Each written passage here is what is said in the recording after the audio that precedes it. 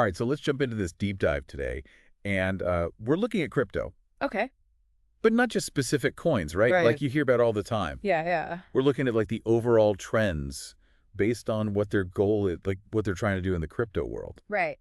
I think this is, it's kind of fascinating to look at it this way, Yeah, for sure. you know? It gives you a better sense of the overall market. It does. Instead of like, is Bitcoin up? Is Ethereum down? Yeah. What's Dogecoin doing today? Exactly. So we've got a snapshot here of all these different categories of tokens. Yep.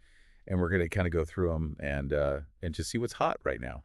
Yeah. What's getting the attention and what's getting people investing. Absolutely. And each of these categories has a bunch of data points Oh, that, yeah. that we can dig into, like the price changes over the past hour, the past day, the past week, Oh, wow. market cap, the 24-hour volume, and even the number of coins. Oh, wow. So you can see like how many different players are in each category. Yeah. Exactly. Yeah, it really paints a good picture. It does. It does. So I guess the one that kind of jumps out right away at me is this liquid restaked ETH. Yeah.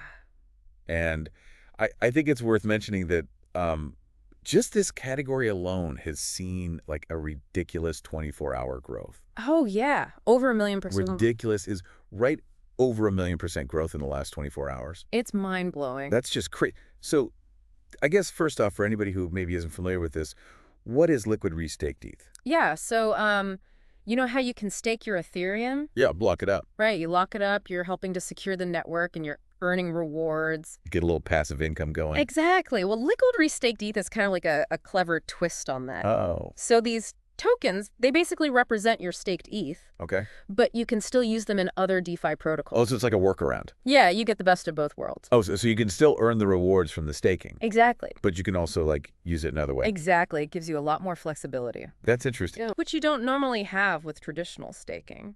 Right, because it's locked up. You can't touch it. Right, exactly. So that's pretty significant, especially, I mean, we've talked about on here before how Yeah. staking is getting more and more popular. Absolutely. But it does make you wonder, right, with that kind of growth? Well, yeah, I mean, is it sustainable? Yeah, is it too much too fast?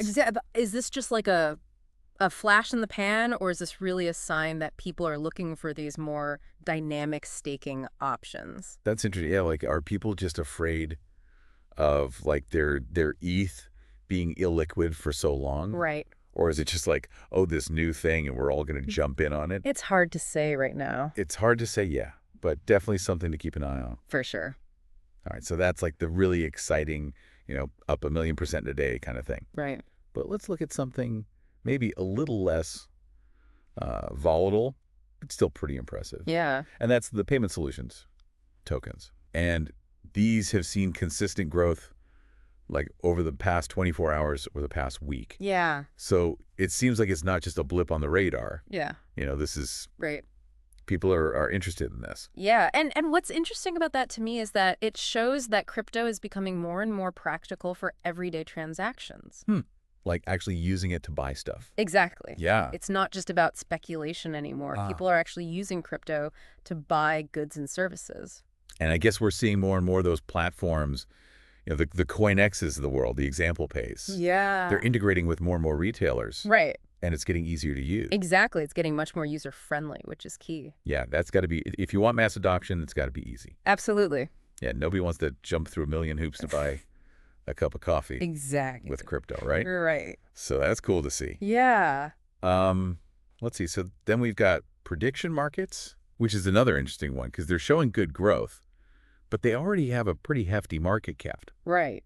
So they're already like a pretty big player, but they're still growing. Yeah. So for people who aren't familiar, prediction markets are basically a way to bet on future outcomes, Okay. but in a decentralized, transparent way.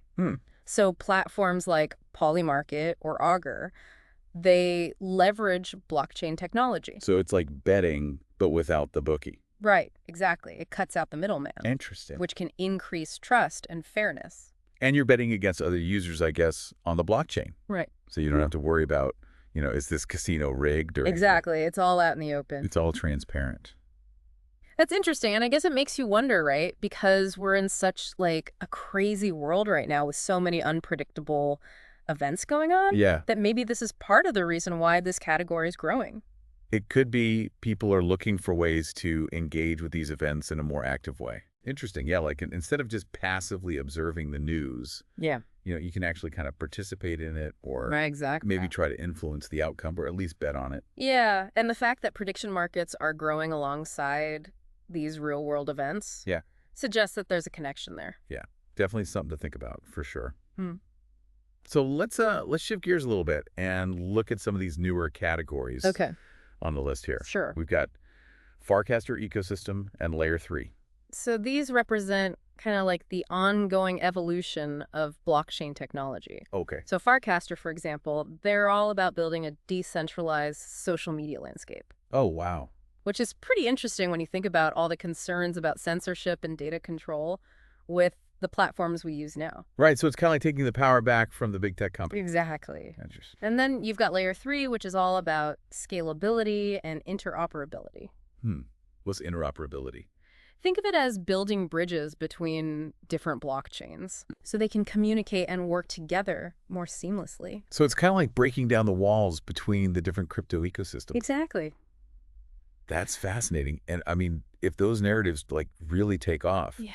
we could be looking at a future where social media is totally decentralized Right. and all these different blockchains are interconnected and talking to each other. And that opens up a whole world of possibilities for new types of applications and interactions. Yeah, that's a pretty compelling vision of Web3, It is. isn't it? And it's not just hype.